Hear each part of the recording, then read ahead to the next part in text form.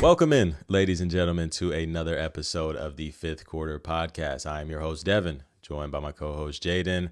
And man, oh man, the NFL is the gift that keeps on giving. I mean, I'm going to keep on saying it. This is one of the best NFL seasons that I've ever watched in my life. Maybe the best, especially considering, the wild stuff that went down tonight at the time of recording. We got a lot to get to, a lot of NFL coach hiring, some college news. Obviously, we're going to get into every single game that we just watched from this past weekend. But y'all know how we start these episodes with Pregame Talk. What do you got today? So today I'm going to have us do some NFL and NBA player comparisons. Okay. So I got 8 names, I'm going to name them out, NFL and NBA players. And this can be from, to how they play, to, how their career went, to, how their personalities are, etc. And you just let me know how you feel about these. Okay. I'll give you like a grade 1 through 10, how much I like it, as well as my thoughts. So right. What do you got up first? First one we got is Justin Jefferson and Shai Gilgeous-Alexander. And this one, I was looking at it as, more of their athletic ability and, how they play, and not so much how much they've accomplished, just how they dominate their sport and, their athletic ability, really. Not the fastest, not the biggest, not the quickest, not the most, gifted, you could say, but, they just get it done and they're just unguardable in their own ways. Yeah, I can understand it from that point. The only thing that I would probably differ on is obviously Shai is, very much criticized on the media side. And I feel like Justin Jefferson is like the complete opposite. It's like almost everybody loves Jefferson. It's like he has no haters. That's the only part that I would probably disagree on. Jetta's got an offensive player of the year. Shai's got an MVP. That's basically, obviously a receiver's MVP. So I can see it from a play style and, accolade type of thing. But from the media part, that's where I probably differ. So I'm going to give this one, for the first grade, I'll say like a 7. I think it's like a 7 out of 10, I would say. All right. So the next one I got, Caleb Williams and Tyrese Halliburton. Fourth quarter heroics, things like that, the comebacks, the inconsistent play styles, but, really turning it on late. And also just, inconsistent in general. Not the most consistent play you'll get for them through the course of a season or through the course of a series. But, when the big moments come, they shine. That's a good one. When you first said that, it didn't click in my head from the clutch part. But bringing that up, that makes a lot of sense now. And I actually like that comparison a lot because, like you said, they'll have games where it's like Tyrese Halliburton will go out there and have like 6 points, but hit the game-winning shot.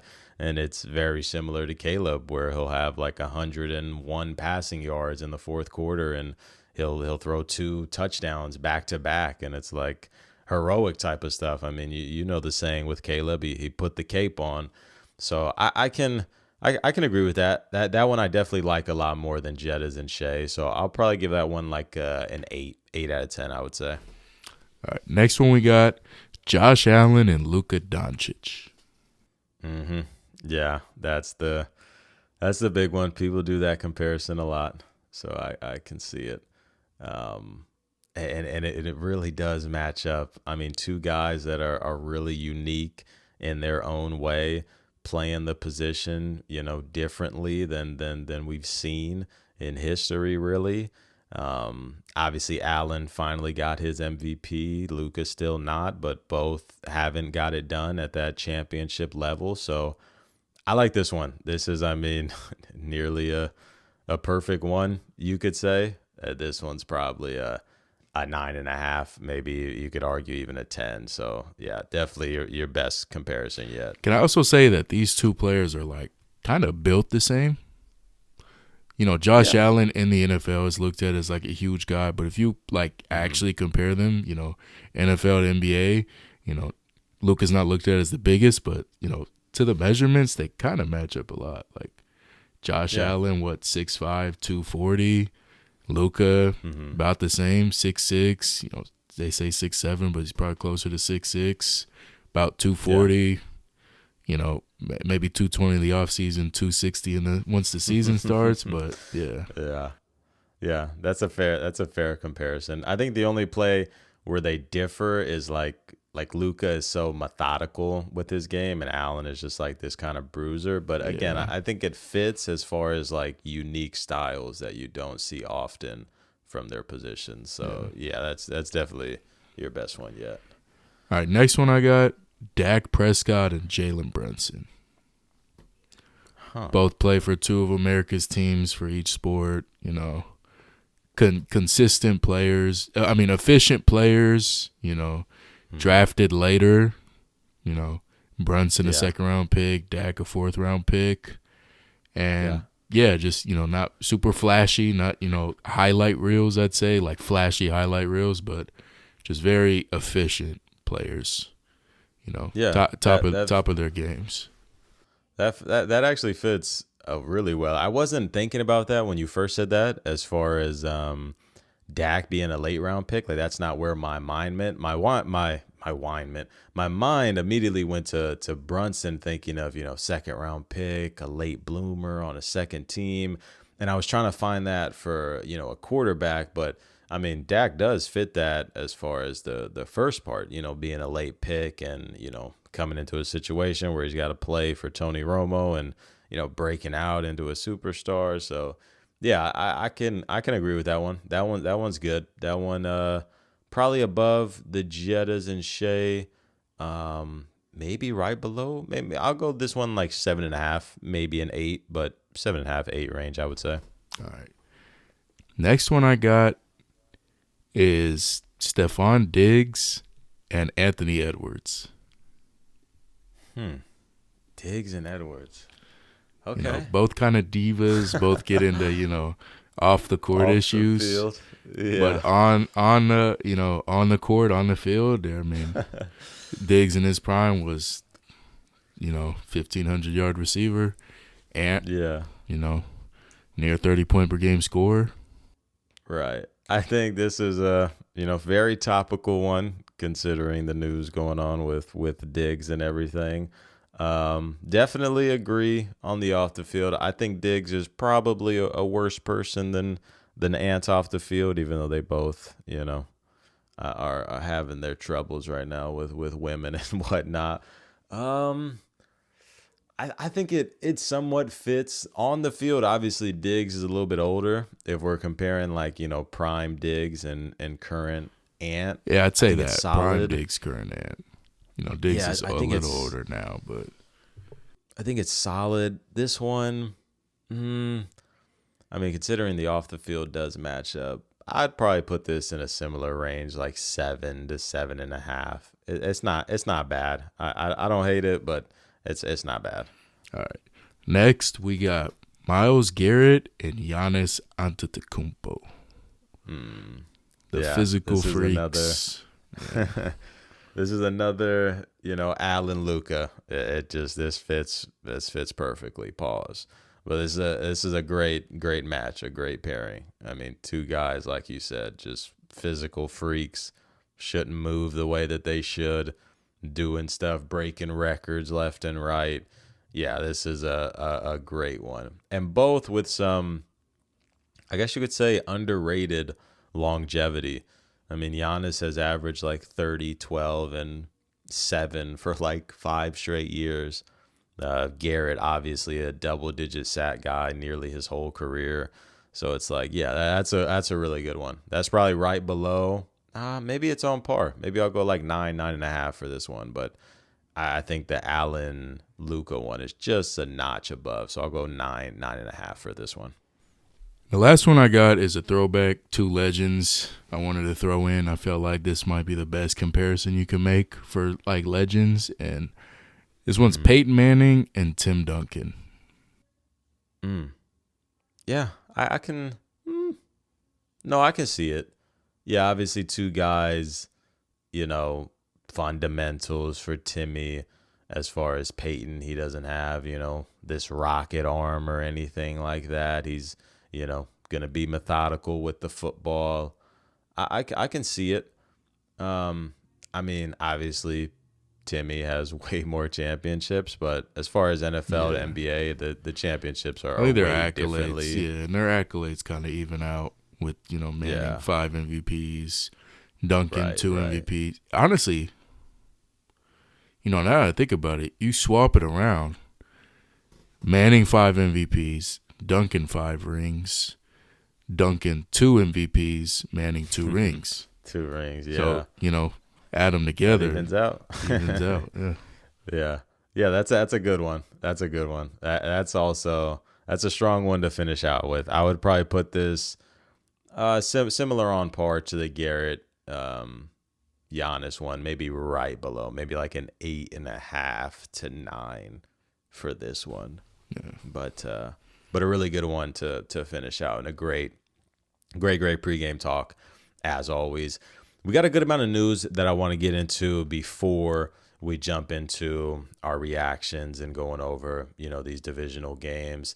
And we'll start off with some college news, because this could have been big time to my Raiders if we didn't secure that number 1 overall pick. Oregon quarterback Dante Moore has decided to return to school for the 2026 season, foregoing a chance to be a top pick in the 2026 NFL draft. And again, this is massive news, because this guy was essentially locked to be the 2nd overall pick. And now he's going back to college for another year. And he has basically put it in the air where it's like, you risk injury. You risk having a down year where you're no longer looked at to be that top 2 pick, potentially number 1 type of thing. I don't really get it. I get it. Some people are making jokes like, oh, his team doesn't want him to go to the Jets. I don't buy into that. I don't know if that's 100% the decision. I don't think the Jets is I get it. Obviously, they did not have a good season. They're a dysfunctional franchise, but I think they have some pieces in place that I like for a young quarterback to come into, when you consider their offensive line being a big reason of that. But again, I think it's a major risk when you're guaranteed to be that high selected, when you have $36 million guaranteed on the table, and you're going to go back. I get it. NIL is a thing. He's not getting guaranteed $36 million going back to school. So it doesn't make sense as far as money either. I don't know. And it's like, again, who do you expect to have a number 1 or number 2 pick next year? You think it's going to be a team set up for success? Like, I don't know. I personally don't agree with the decision, but it happened. So Dante Moore is no longer going to be draft eligible for this year, and he's going to be coming in next year with a quarterback class along with Arch Manning, who a lot of people project to be the number 1 pick. So again, I'm not even sure if he has a ceiling to be number 1 next year. Just personally don't agree with the decision, but massive news for the NFL along with Jets fans. I deeply, deeply feel for you, but I'm also glad that my team got number 1. Sorry. Anyway, moving on to some coaching news. This is a big one. Mike Tomlin has informed the Steelers that he is stepping down as the team's head coach after 19 years. And it's some unfortunate news, but it's also news that needed to happen. The Steelers were a team that was in that middle state where it's like they're good enough to either be right outside the playoffs or right in the playoffs and lose in the first round every single year. I mean, they've done that for the past 8 years, I would say, since Ben Roethlisberger days, since like 2017, I think is the last time they won a playoff game. It's not pretty over there in Pittsburgh. And it was a move, like I said, that just needed to be made. This is a team that kind of needs to go into a rebuild. I think they need to just accept being at the bottom of the league for like a 5-year window, gather up a bunch of top picks and hope you can finally bring in that franchise quarterback. Because ever since Ben has retired and went away, I mean, it's just been quarterback after quarterback after quarterback. And they've tried.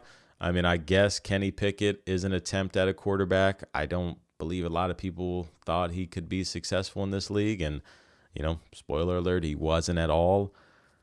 But you got to do this. You got to take a chance. You got to move on from a guy like Tomlin and bring in, someone that can be his successor. I mean, it's going to be their fourth head coach since 1960. That's nuts to say, but, it's needed. I think they need to give this next guy some grace, allow them to be in some down years, allow them to get some top, 5 to 10 picks and really just rebuild this team and hopefully find that guy out there at quarterback. But yeah, some sad and needed news. Tomlin is a legend in this league, and he's going to be done. Who knows if he's completely done coaching in the league, but certainly, obviously, with the Steelers. We got some coordinators being fired. We have the Eagles firing offensive coordinator Kevin Patullo, along with Chargers firing offensive coordinator Greg Roman. Two moves that just simply needed to happen. Philly will be looking for their fifth offensive coordinator in the past 5 years. It is like no middle ground with this team. It is either they have the worst offensive coordinator in the league or the best, and he's going to go out there and get a head coaching job. That's pretty much where they're at right now. So good luck to the next guy, because you either have one of two ways to go down. But yeah, that Eagles offense was nasty this year.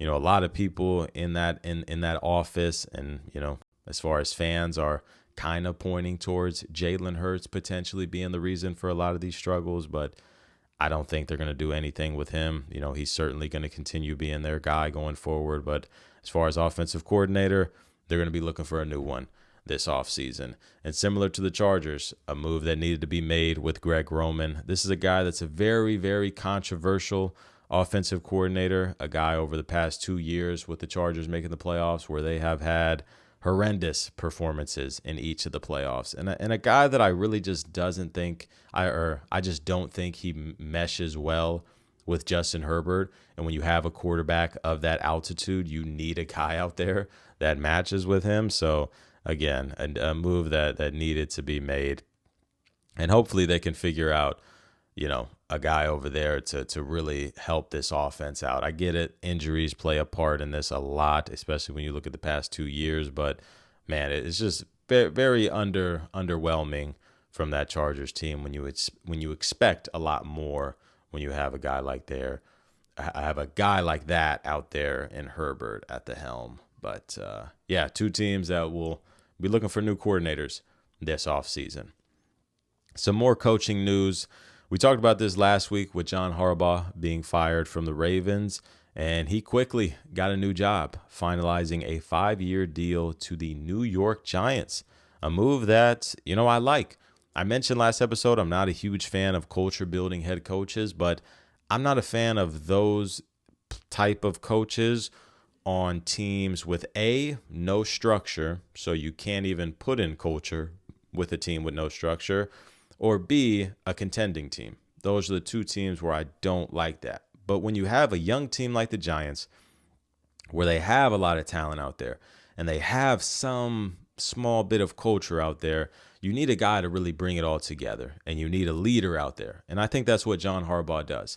And from the reports, Todd Monken is among the assistants expected to join John Harbaugh. So if that is a move that gets finalized, that will be huge for Jackson Dart and this offense. I mean, Monken is one of the better offensive coordinators in this league. I mean, you've seen what he did to Lamar and changed around his game.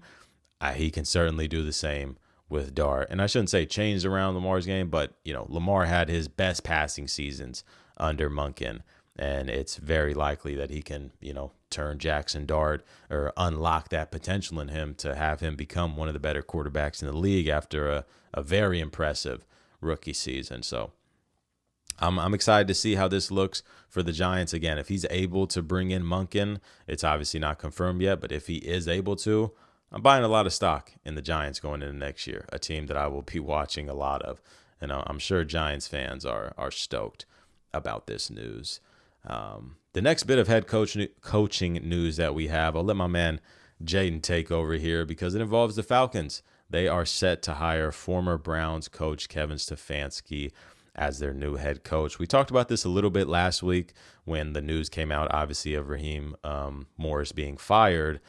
And yeah, the Falcons get their guy in Stefanski. So what are some, thoughts that are going through your head after this? Are you a fan of it? Do you like it? Do you not like it? Were you, hoping for someone else? What's your immediate reactions to this?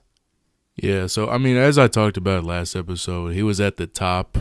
He was near the top of, the candidates I wanted us to get. I think he brings a high floor to a team that can make the playoffs with the high floor. All we need is, all you really needed this year was 8 wins, and you get in 8 and 9 Panthers win the playoffs. But yeah, I think, in a division that's wide open with, we got a pretty talented roster. I think Stefanski was a safe move. I think the biggest talk was, or for me, was the coordinators that he's going to be bringing in. I didn't mind if he would have, brought Jim Schwartz with him. And he ended up sticking with Jeff Ulbrich, our defensive coordinator from last year. And I like that. He really turned our defense around last year, coming from a historically bad, like all-time bad team, and as far as sack numbers and pressure numbers, to this year being second in the NFL in sacks and breaking team franchise record in sacks, and really taking this this defense to a new level, utilizing playing our rookies like Jalen Walker, James Pierce, Xavier Watts, really giving them opportunities to shine, and they really did. So I like leaving Jeff Ulbrich on the roster. I mean, putting Jeff I don't know why I'm fumbling over my words. I like keeping Jeff Ulbrich. I think that was a great decision. What I really don't like or what I really don't know if I'm going to like is the Tommy Rees, which is, projected who Stefanski's going to be bringing in. And that was the offensive coordinator for the Browns the last 2 years. And as we know, the Browns, one of the worst teams in football, one of the worst offenses in football. Can't really look too much into that because, they had a pretty bad roster on the offensive side over there, horrible quarterback play. But Tommy Rees, he's young, pretty unproven. He's going to be coming, most of his time is in college under Brian Kelly, so he's coming from a Brian Kelly coaching tree. Not sure how much success that has had in the NFL. But yeah, I think hiring Stefanski was a safe option. I trust what Matt Ryan is doing. They brought him in as the president of football operations. He led all the head coaching interviews. I trust him to make the right decisions for this organization. And the big thing is, what we do at quarterback next year with Penix missing a big chunk of next season. And they're not giving up on him. Arthur Blanks came out and said Penix is our franchise guy. So he's there for the long haul. So I'm really just curious what we're gonna do next year at quarterback. I don't know. I mean, I know for sure most likely Kirk Cousins will be gone. There's quarterbacks on the free agency market. It just, depends on, whoever we get, if we can make the most out of that. And I don't really know much about Tommy Rees, what type of style he likes to run, but yeah, I like the Stefanski hiring. Yeah, and I agree. I'm personally a fan of the hire. It's funny, you see online, it's like everybody that's not a Falcon fan absolutely loves this, and all the Falcons fans are like not fans of this at all. It's really, really weird because Stefanski's a good coach. You don't win Coach of the Year 2 times and you're not one. You know what I mean? So yeah, I think on Twitter, for mostly like the Falcon Twitter pages that are constantly talking about the team, a lot of them like Stefanski. A lot of them were rooting for Stefanski to get the job. I think most of the casual fans on like the comment sections on Falcon posts and stuff like this are really baffled by the signing. They see head coach from Cleveland who's been shit the last couple of years. They're like, why are we hiring him? But it's more than that. He's a 2-time coach of the year, dating back to his earlier years in Cleveland, and I think he could get the most out of his rosters. We saw it in Cleveland, and coming to a team with more talent on it, I think we put ourselves in a good chance to succeed next season and possibly make the playoffs with this signing. Yeah, I agree. Totally agree. So I'm a fan of the signing personally. And the last bit of coaching news that we have before we're going to get into these games is the Packers and head coach Matt LaFleur have agreed on a contract extension to keep him in Green Bay. Not a lot to go over here. I mean, a move that I think a lot of people saw coming. One of the better coaches in the league, and certainly deserving of a contract extension over there in Green Bay. So that is everything that I wanted to go over as far as news in the NFL. And let's just get straight into it. Because, man, oh, man, these games from this past weekend were, I mean, everything that you can think of. Crazy, electric, wild, boring, some of them. Whatever you want. You got everything. And we're going to go in order, starting out with this Bills-Broncos game. We're going to start out with some, I mean, crazy news that hit the NFL before we even go over notes and the game in general. Bo Nix suffered a season-ending broken bone in his ankle in overtime. I mean, Sean Payton said it was on the second play. Some people were confused if that meant it was on the kneel down or it was on the quarterback designed run that he originally hurt it on. I mean, people are still going back and forth. They don't know exactly which play it got hurt on, but I mean, just some jarring news that happened. And it was like, so, I mean, like literally out of nowhere. Like the game got over. Oh, Broncos are going to the, AFC Championship. Bo Nix is doing an interview. Like vibes are high. And it's just like, boom, Bo Nix out for the season-ending injury, like out of nowhere. And at the time, it wasn't really clicking to me just how wild the news was. But I mean, in the time, I was definitely shocked. I'm like, what? Like I like, me and Jaden were together watching this game, and I literally thought he was trolling. Like, I thought he was lying to me because I'm like, what are you talking about? There's no way. Like, the game just got over. And I saw someone online talk about it, and they said it's one of the most shocking sports news they've got over the past 2 years, maybe only outside of the Luka Doncic trade. And it's like, that's not really that crazy to say because, again, this is a team that could have legitimately won the Super Bowl. And technically, obviously, they're still in it. They're in the AFC Championship. They're 2 games away from doing that. Can they do it with Jarrett Stidham? I would say probably not. Could they have done it with Bo Nix? I would also say probably not. But, I mean, everybody's been doubting them the whole year. And they just went out there and beat Buffalo, a team that a lot of people predicted them to lose to, myself included.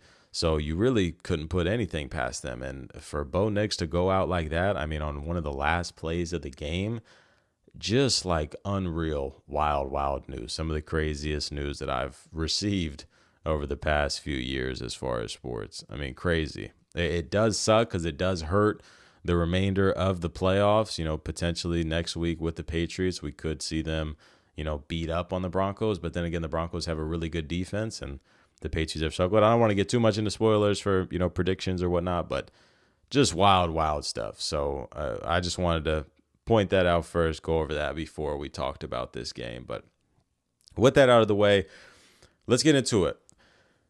My original thoughts that I have are, I'll start with the Broncos, obviously, with them winning the game. They beat the Buffalo Bills 33-30. And some of the things that I want to talk about, I thought, one, I think Bo Nix played an okay game. I think the first half, he played a good first half. He played like an 8 out of 10 first half. I think he had some really bad drops by his receivers. He had that drop touchdown on the first drive. He had a couple drops by Sutton. He had, I want to say, another drop maybe by Mims across the middle. He had maybe like 3 to 4 drops, I want to say, in that first half. And again, like I said, I thought he played an 8 out of 10 first half. If you add in those drops as catches, it's probably closer to a 9 out of 10 first half for Bo Nix. But in the second half, it, drastically dipped down. He did not look good or comfortable in that second half, something that, I mean, nearly allowed the Buffalo Bills back into this game. But it was really their defense that, I mean, turned this whole game around. I mean, the Buffalo Bills had 5 turnovers. 2 interceptions, 2 fumbles by Allen, a fumble by James Cook. I mean, it was the worst game, worst playoff game. Maybe you could say worst game considering the altitude and how much this game mattered. Maybe the worst game of his career, especially when you consider how great he is now for him to make the mistakes that he did this game. And this is one thing that I want to talk about. I'm not for, player slander. I'm not for players getting tarnished. I'm not for any of that. What I am for is criticizing and being real with players when it's necessary, right? If a player has a bad game where they played bad, I think it's okay to note that a player played bad.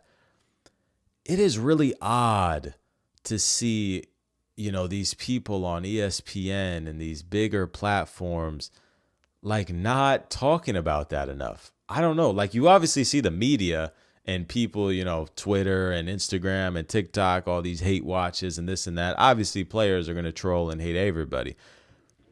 But it's just odd how much I've seen defending Allen in this game. And don't get me wrong, I think Allen did a lot of good things in this game. But don't get it twisted. The Buffalo Bills lost this game because of Josh Allen. I don't care about no PIs at the end of the game. I don't care about the James Cook fumble. I don't care about nothing else that happened in this game.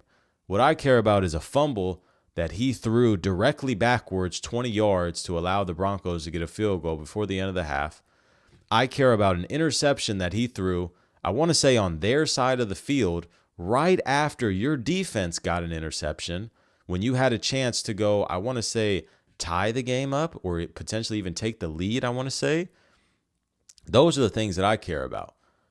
And it's like, I don't know. This was Allen's maybe best chance to win a Super Bowl that he's going to have for potentially his career. Next week he would have went up against a Patriots team that has not looked the greatest this playoffs, I should say. A young team that has some inexperience. And he just threw it away.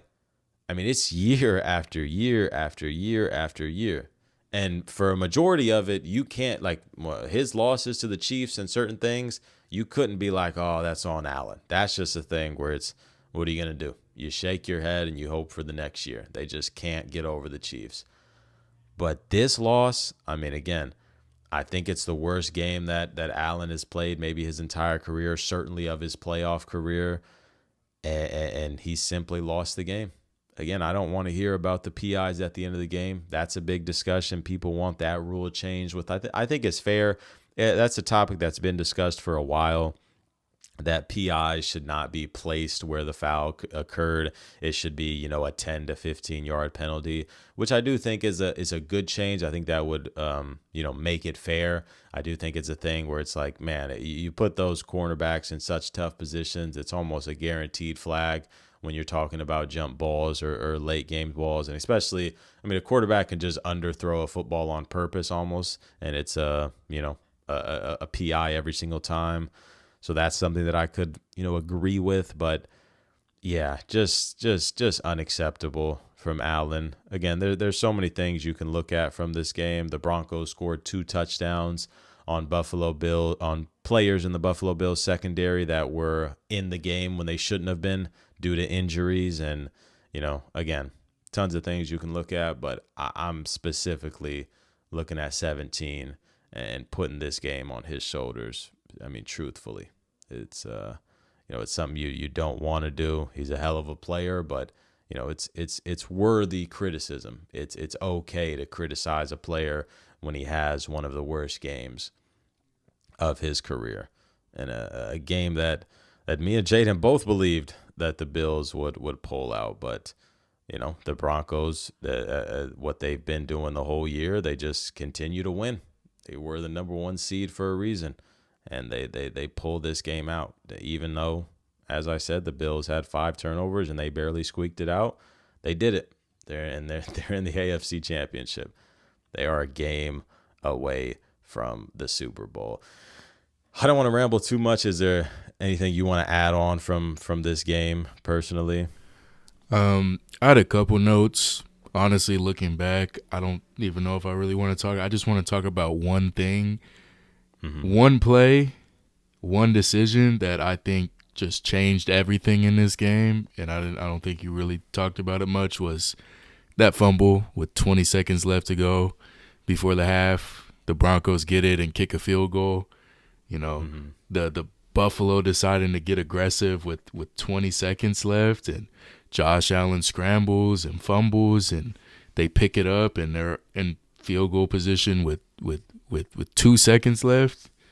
I mean, you look at you take a kneel there, you go to half, and the Bills win this game, right? Like, obviously, you could look at all these things that could have gone differently, and you could say, oh, well, if this didn't happen, then how that wouldn't happen? But, like, I think this is, like, one of the situations where it doesn't matter.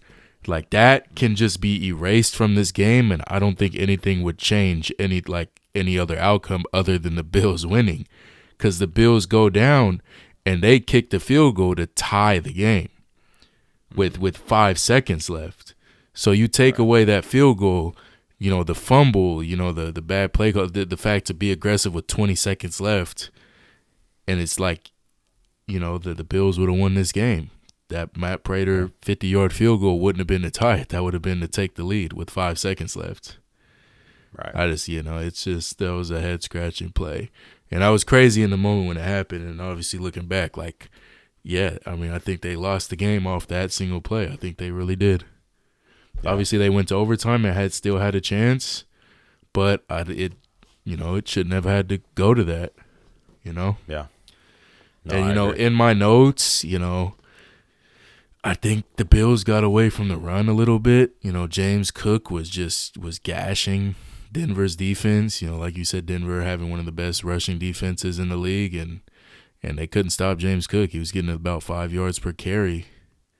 I think they could have leaned on that a little bit more. I know he had 24 carries. I think probably could have had 30. Yeah. I think they went away from that and tried to play too much Josh Allen hero ball, and he had a lot of turnovers. Yeah, that's a fair point, and it's something that's you look at. I had this. I want to see if I can pull this up real quick. On deep passes, 20-plus air yards in this game, Josh Allen was 0 for 9 with 2 interceptions. 0 for 9. He did not complete a single pass that had 20-plus air yards in it. To be honest, I think he did. No, they charted it on Next Gen Stats. I mean, no, but I think there should have you're complete saying a pass in there. I get you. Obviously, the controversial Brandon Cooks. I am personally on the side that I don't think that was a catch. I think that he did not have possession nearly long enough. I get it. They say that I think he had more possession, though. I think when you look, he had more of a case to claim him having possession. Like, you don't think he had possession of the catch, you're saying, at all? I think he had it, but I mean, you're talking about maybe for half a second, because when he originally caught the ball, it was like on his shoulders, and then it bobbles, and then he grabs it, and then that's when McMillan rips it out. Because let's say, like, obviously the whole thing is like, oh, the tie is supposed to go to the offensive backfield, but it's like, if McMillan just rips that ball out and the ball goes in the air and drops down, that's an incomplete pass. That's not a fumble or down and it's a catch. That's just an incomplete pass. So in my personal opinion, I think there's no reason why McMillan shouldn't be able to rip that, and it should be Denver ball. I just simply don't think he had possession long enough personally. You know what I mean? If he caught it, came down, took a step or two, started falling, and then it gets ripped out, I can understand it. I mean, as soon as he hit the ground, that's when they start, or as soon as his feet hit the ground, that's when they started fighting for the ball. So I just simply don't think he had it nearly long enough. And again, I think it was a very easy call to make, considering that they felt like they didn't even look at it for that long. It felt pretty, secure that that's what happened. I think that's the point that people were trying to make. They didn't look at it. Like, they kind of just went on like it was nothing. Like, they didn't give it a fair. And that's what, like, McDermott was talking about in the post, game.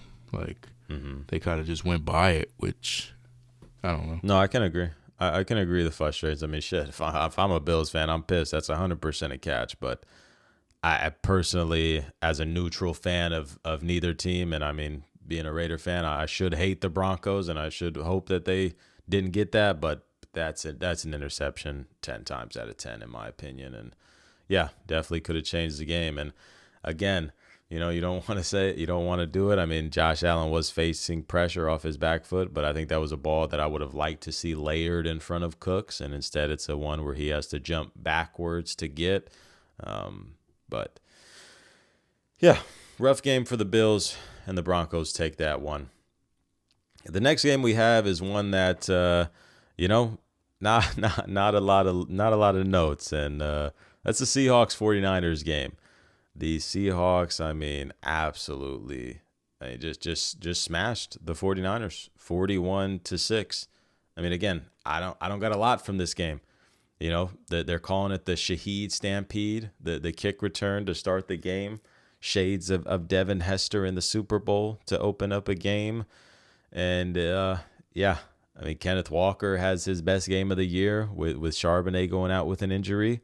I know Seahawks fans are like, he could have been doing that the whole year, which I probably agree with. But having a running back duo, I think, is a good thing. Charbonnet has definitely developed into a really good player. But, yeah, I mean, the Seahawks defense is just too much. I think as long as Darnold is able to go with his injury and it doesn't linger too much and it doesn't get any worse, if he's able to, next game have a similar type of thing like this where he doesn't have to, have as much pressure be put on him, I think it's a scenario where they can pretty much walk to this Super Bowl and honestly win it all. I mean, pretty comfortably, in my opinion. That's how good this defense is and this run game. I think it's something that can truly win it all. And it's wild to say that. I certainly did not expect the Seahawks being in this position at all going into the year. And one note that I want to talk about is not even about this game at all. The Ravens' biggest mistake that they've had over the past however many years was letting Mike McDonald walk out that door, because there was no way. And I get it. It's hindsight. I certainly wasn't saying this when it happened, but there were definitely people in the building, and these reports have came out. There's been people, who had made comments and videos and were online talking about this, saying that they believe that Mike McDonald should have been the Ravens head coach. John Harbaugh was a coach really over the past few years where it was questioned his future over there in Baltimore, considering their late game fumbles and their early playoff exits. And I mean, that year, when you look at the Ravens and how good their defense was, that was the year that they had the best chance to win a Super Bowl. I mean, Mike McDonald's last 3 playoff games, they have not scored in the second half. The opposing offenses have not scored in the second half under a Mike McDonald-led defense in the postseason. That's a Super Bowl winning coach, and he's most likely going to get it done with this team, a team that nobody expected to be here. He was able to do it. So if the Ravens would have kept him, oh man. I mean, there's a good chance that Lamar could have got 2 out of his career, and who knows now if he's even able to get 1. That's the biggest note that I got from this game is the Ravens made a huge mistake letting that man go. I just want to ask him, because I don't know how many times that's happened. I don't want to make it that big of a deal. Yeah, has that? When's the last time that's happened? And firing a coach. Yeah, especially like after a success, like a fairly successful season. Off the top of my head, I'm trying to think. I don't think it is very, very common. So yeah. But how likely would that have been to happen? It's a move where you do have to, again, even if it's something that doesn't happen I'm sure it has happened. It's just something that I can't think of. I'm sure a coordinator. But is there a reason why that doesn't happen a lot? Like, you think that could cause some questions in the organization? I think it's a situation where obviously John Harbaugh is, very respected in that organization. Obviously the best coach that they've ever had, a Super Bowl winning coach. And I think that he just got a lot of leeway with that run, in 2011, or was it 2011, 2012 type of thing. He got a lot of leverage with that run. I think if he didn't have that run, I think, Harbaugh would have been gone a lot earlier, and who knows even if they get Mike McDonald at that point. But it's a a conversation that could have been had. I mean, it's certainly something that, you look at hindsight and it would have been the right decision. And I agree, it's something that I in a million years, I don't think if you can go back, I still don't know if they do it, just because it is a huge risk. But I mean, he was clearly a guy that was maybe he was a Sean McVay of defense, if you would. I mean, with what he did to some of the best offensive coordinators in the league that year, I mean, they beat the Lions, I think 37-6. The Chiefs didn't score a point in the second half. They demolished the Texans in the playoffs. They demolished the Dolphins in the regular season when they were still flying with Tua and Hill and Waddle and, Mike McDaniel over there. I mean, it's just again, it's hindsight, a thing that I don't think is very realistic that would have happened, but definitely something to talk about. I mean, it's something that I think teams should look at. You know what I mean? It's a thing where it's like the Lions. I mean, that would have been crazy news to hear, and who knows if they would have even considered that, or if Ben Johnson wanted to be a Lion. But it's a thing like that where it's like you could have had a scenario where that's the case. But actually, he actually got them to the championship. Ben Johnson only got them to the divisional, so yeah. That's something that they'll probably point out, but I'm just talking from a casual fan, but yeah. But that's everything from the Seahawks 49ers game. Again, not a lot of notes from that game. That was an ugly one for sure. This game, similar to that, it wasn't very entertaining as far as close. I felt like one side had the game had control of the game the whole time. That's the Patriot-Texans game. My first bit of news that I want to get into from this is the Texans have to have some serious conversations about whether CJ Stroud is the future for them. I mean, it's pretty much like next year is a prove it type of year. And it's crazy to say that, considering that CJ Stroud literally has one of the best rookie quarterback seasons ever. I mean, was looked at as a consensus top 10 guy after his rookie season, looked at as a guy that could be an MVP caliber player. And it has just, strikingly went downhill. It is alarming how bad CJ Stroud has been over the past 2 years, and specifically this year. I mean, what are some, I was seriously questioning to myself, what are some of the worst quarterbacks that we could have put on this Texans team and they would have won the Super Bowl, or at least won this game? And considering Bo Nix being out, won the next game, at least made the Super Bowl. I think you start talking could Mac Jones be on this team and they beat the Patriots? I think so. Could the question is, could Davis Mills have won them this game? And that's what they were talking about at halftime. They were saying, did CJ Stroud need to be benched and bring in Davis Mills? And honestly, I thought it was a fair point.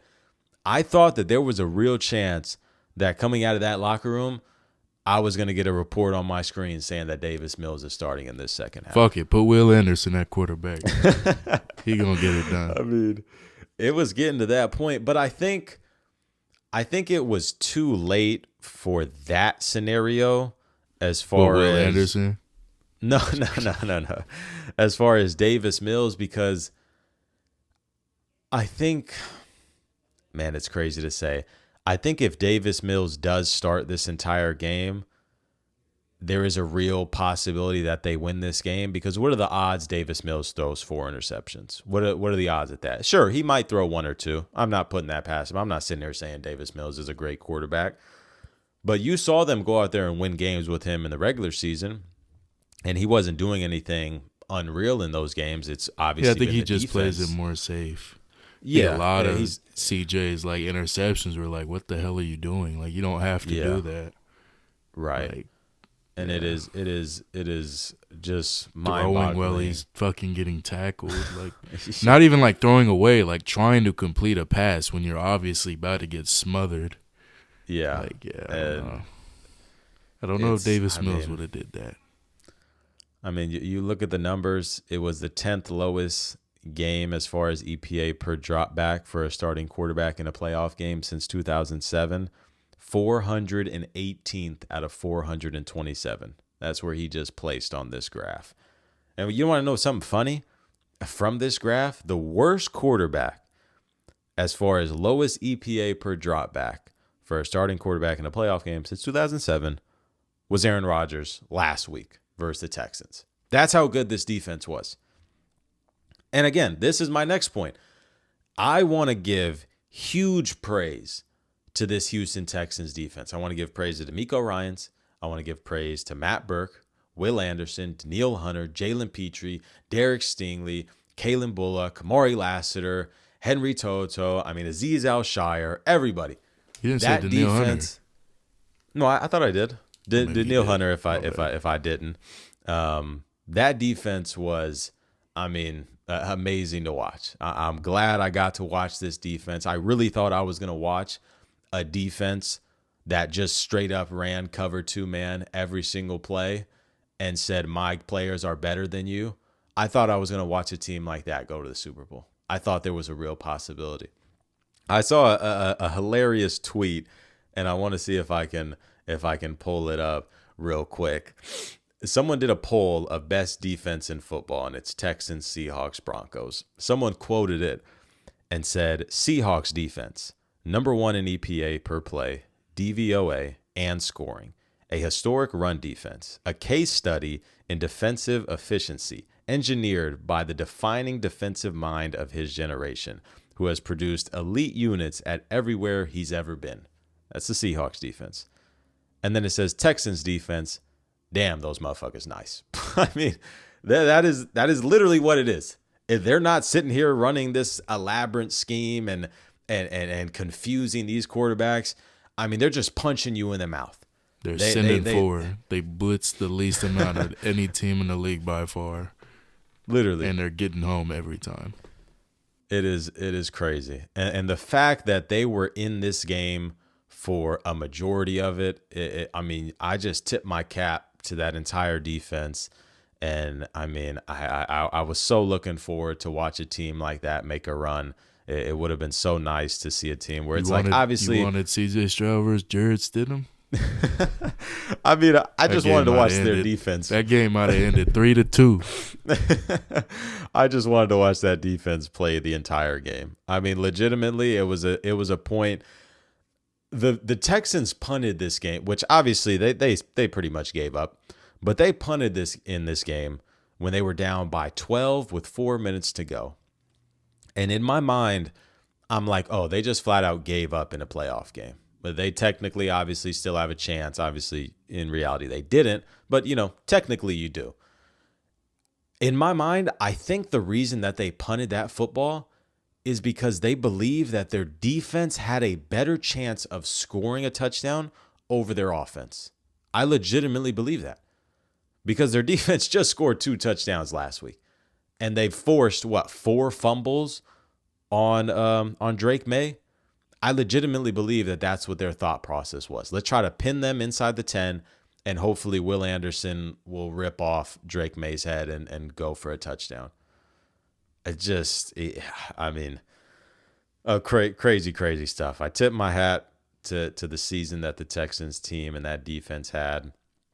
Starting 0-3 and then winning a playoff game is something that I don't know how often we've ever seen that in NFL history.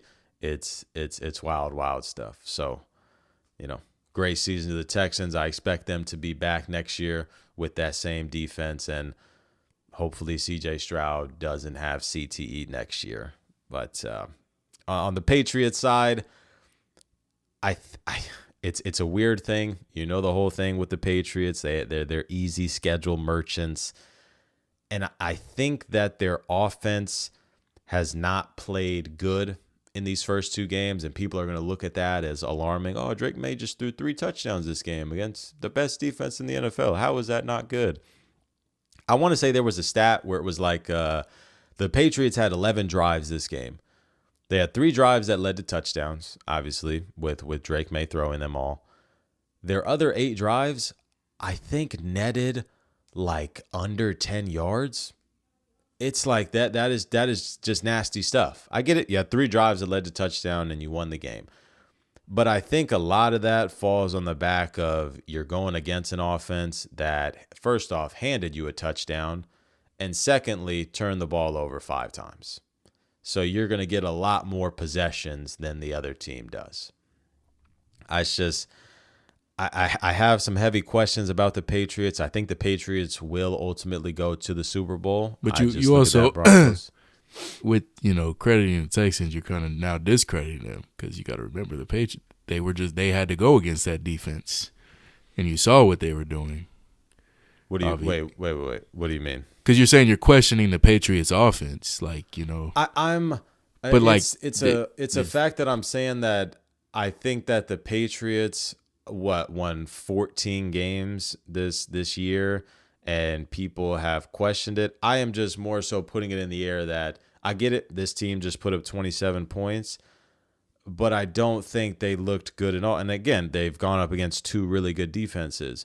My whole thing is like, I don't look at this as a Super Bowl winning team. I think that's my whole point here, because once they get to the Super Bowl, I mean, first off, if the Patriots do win a Super Bowl, it'll be maybe the hardest path as far as defenses that a team could ever go through. You consider the Chargers, the Texans, the Broncos, and ultimately who I believe will be there is the Seahawks. That'll be incredibly impressive. No matter how they do it, you tip your hat, you give your credit to them.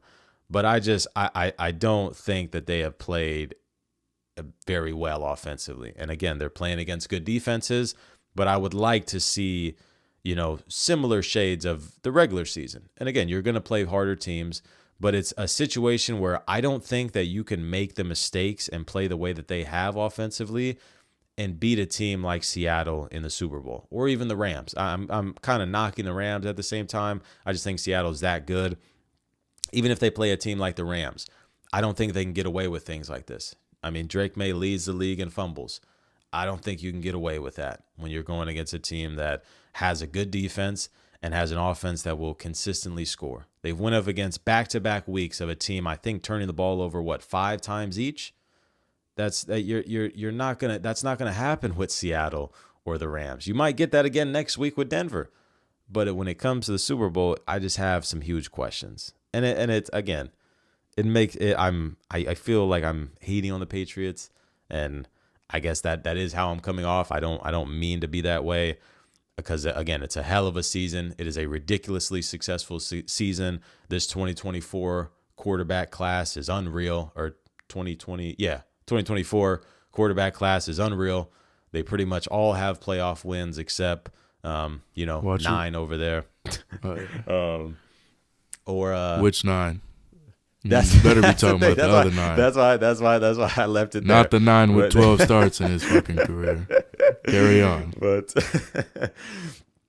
I mean, an incredibly impressive season by the Patriots. I mean, a team that no one expected to be here, and now they're here, a game away from the Super Bowl. I mean, shades of the Commanders from last year.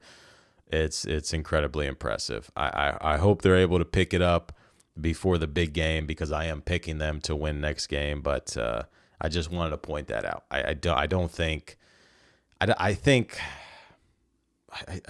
feel like I'm trying to. I don't even know. I'm not trying to discredit them. Great season. Move on to the next one. I'm sorry. Bears versus Rams. We're just going to start this game with the fourth quarter because, well, actually, I want to start this off. The Rams obviously beat the Bears, advancing to the NFC Championship. I want to start out with some positives from the Bears side. I thought the Bears, up their front four, played good enough to win them this game. I thought they played a really good game of football. As far as it really just their defense as a whole, but specifically their front four, I thought played really well. if the Bears won this game, it would have been because of that defense. It would not have, certainly not have been from the offense. But I thought their defense played really good this game. And on the opposite side, Caleb's, we'll save, the big thing until a little bit later. But I think the thing that hurt the Bears this game really bad is Caleb Williams has done this throughout the regular season, where he has looked like a not very good quarterback through the first 3 quarters. And this game, he looked like a not great quarterback through the first 3 quarters and 13 minutes, 14 minutes of the fourth quarter. And then he makes, maybe one of the craziest plays I've ever seen live. He puts on the cape. He throws off his back foot. I think it was like 26 yards behind the line of scrimmage. It's the furthest completion by a player. Like, how do I want to word this? It's the furthest someone has been behind the line of scrimmage and completed a pass. I think the previous one was 22 yards. He was 26 yards behind the line of scrimmage. Threw it up. I thought for sure it's going to be a jump ball, tip down, Rams win the game. And somehow Cole Kmet is open, and it's one of the craziest things I've ever seen live. You talk about Minneapolis Miracle, and I'm trying to think of other ones that are crazier than something like that. It's not many. That's one of the most unreal things I've saw. And when that happened, in my head, I'm like, oh my God, they're going to do it again. They're going to, Caleb Williams is going to look like a not even a starting caliber quarterback for the first 3 quarters, and they're going to fucking win this game. And it's going to be the craziest thing I've ever seen in my life, because no matter what is happening in the game, I can't even care. It's like the NBA regular season and then trying to compare it to the playoffs. None of that matters. None of that matters. Nothing that you saw in the regular season matters, because the Pacers are going to somehow go to the NBA Finals. That's what I was experiencing, because I was like, I don't even care what happens in the first 3 quarters, first 3.5 quarters, because the Bears are somehow going to win this game. I really thought that was going to happen. And then, Caleb throws the interception in overtime. And I get it, on the commentary, they were like, DJ Moore felt like he gave up on his route. I did see that, but I also don't think it was a good decision to go there by Caleb either. I thought that ball was put out really far in front of him. I think even if DJ Moore sprints, there's like a chance he can break that up. But then again, I don't know how high of a chance that is. And it just came back to bite them. They weren't able to pull off the heroics that they've been able to this entire, year. And they finally dropped one in the playoffs with a chance to go to the NFC Championship and potentially to the Super Bowl. And like I said, their defense played really good. Stafford, outside of that first drive, he did not look good. But, oh, man, I think it was an overtime. And it was like a second or third down. And I think it was to Devontae. Man, that's one of the best throws of the year, really, considering, time and game and, where he placed that. He placed that where only the receiver could get it. That's shades of Derek Carr to Zay Jones, Week 18, 2021. That's what went through my mind when I saw that. That was, one of the best throws of the year. So shout out to the Rams. They get it done. One last bit of thing, or one last note that I want to talk about.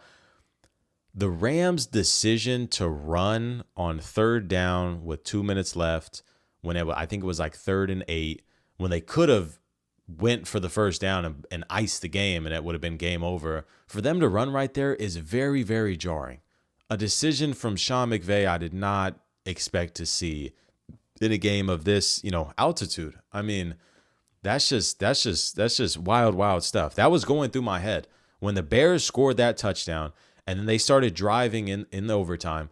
In my head, I'm like, wow, that is like the biggest points I'm going to bring up when we talk about this game, is the fact that they just conceded on 3rd down and ran the ball. That decision nearly lost them a chance at a Super Bowl, but they were able to pull that out. It's just wild, wild stuff. Shout out to the Bears on a crazy season. I mean, giving us NFL fans some electric memories, some memories that I will certainly never forget. I mean, I cannot believe that this team almost did it again. I can't believe that. I cannot believe that. I was not a believer of this team in the playoffs simply because of that, and somehow they almost just did it again. It's crazy. It's crazy. Is there anything you wanted to add on for the final game of this weekend? A couple things. Joe Tooney started at moving him at left tackle and was just shut down. I want to say too, obviously playoffs, this is not really much about the game, but playoffs doesn't really indicate on awards, but maybe for this one it will. Joe Tooney might win Protector of the Year now. You think? You think after that, like that could boost his odds? I mean, this is the first year of them doing it. You know, they could go by anything. I mean, if you look at his like pressure numbers, like that he's given up, like as a guard and things like that. I mean, the best guard in the league, pretty much. The fact that in a playoff game they just move him to left tackle, just out of the blue. Yeah. Just deciding to because they think that'd be best, you know, for their team, and he dominates, you know, against one of the best edge rushers in the league. I don't know what his pressure. I didn't see him. Definitely didn't give up a sack this game. I don't know how many pressures he gave up, if any at all, but yeah. I mean, shoot, that's amazing. If I had to guess, I would assume they don't go off a playoff. Just, you know, looking at the other awards, I mean, they don't go off playoffs for, you know, MVP. Yeah, but I mean, this is Protector. Like this is the first year they're ever doing the award. I mean, there's nobody that's that really eye-popping for them to pick. Like, this is a hard award. I would also assume that they have to, like, they put in their ballots before the playoffs even start. So I would assume they did that award at the same time. You know what I mean? Like, I don't think it's like a thing where it's like. You think the awards are already picked? Yeah, that's I'm like 95% sure that's how it goes, because people will bring up like playoffs and people think like, oh, that matters so much, but like oh, the voters are definitely going to change their mind after that. But I'm like pretty confident that the voters, it's like at a similar time when they do like the all pros, it's like they submit their ballot in around that year. I'm assuming because the NFL doesn't want people to get swayed by the playoffs, but that's just, I'm like 95% sure that's how it works. So that's the only reason why I would assume that wouldn't be the case. But I mean, he certainly has a decent chance to win it, even just looking at the you know, regular season. But it's definitely an uphill battle. I don't know for sure if he gets it. That's my only thing considering that. But yeah, we're down to our final four. Wait, last teams. thing I want to ask is Caleb Williams the second fastest quarterback in the NFL? He certainly got some wheels, and that's another thing that I didn't really talk about. I would have liked to see him run more. I didn't like that he didn't utilize his wheels, but that's definitely. I mean, you said starting quarterback, right? Or just quarterback in general? Who would be a non-starting quarterback in the conversation? Jalen Milroe came to mind. Yeah, fuck out of here. Starting quarterback. Yeah, that's what I'm saying. It's like you got some fast guys. Yeah, I mean, certainly Lamar's faster. I think, yeah, that's probably it. I mean, you got players like Allen and May can definitely move. Yeah, that's probably it. I mean, I'm thinking of other teams. Jackson Dart can move. He's certainly not faster than Caleb, I don't think. I don't think anybody's faster than him other than Lamar. Yeah. Even like Jaden Daniels. I just don't think Jaden Daniels moves as fast as him. Yeah. I mean, he said it himself. He said it in high school. He believes he's the best athlete on the field. And that's crazy thinking about. Obviously, coming out of college, obviously everybody looks at him. You know, he's a mobile quarterback. You know, he can improvise. I feel like, at least me, like I never thought of him to be like this type of runner. Like, it's kind of crazy. Yeah, that motherfucker can run. I wish he would utilize it more than he does. I feel like he doesn't run as he obviously uses it to escape the pocket and scramble, but I wish he would run more. I feel like he falls into the category of Lamar, where Lamar had that stretch where he didn't want to run as much. It's almost like he wants to prove he's a passer. Bro, there's nothing wrong with going out there and rushing for 90 yards in a playoff game. Just go freaking run, bro. But yeah. Our final four teams consist of the Broncos, Seahawks, Patriots, and Rams. And this is very storybook, considering all the news you're seeing online with the 2026, 2020 or 2026, 2016 type of thing. Maybe more like 2013, 2015 range with the Broncos, Seahawks, Patriots type of thing, and the Rams, I guess, just thrown in there. But I mean, very reminiscent of when we first got into the sport, of the Broncos, Seahawks, Patriots being in our final four. Just unreal stuff. I mean, you look at the preseason odds. The Patriots were 21st at plus 8,000. Seahawks at 19th, plus 6,000. Broncos at 12th, plus 2,500. And the Rams at 9th and plus 2,000. I mean, the Seahawks are my pick to win the Super Bowl. If you would have bet $100 in the preseason, you would have got $6,000. That is crazy to think about. Obviously, like, I would have never did that in a million years. Like, I don't think that the Seahawks, they don't even crack like my top 10, top 15 if you told me I had to bet on the team, and they literally might win it all. I mean, any of these teams, the Patriots, if the Patriots win it, you bet $100, you get fucking 8,000. That's so crazy, bro. That's so nuts to me. I mean, really all these teams, even the Rams. I feel like a good amount of people probably bet on the Rams to start the year.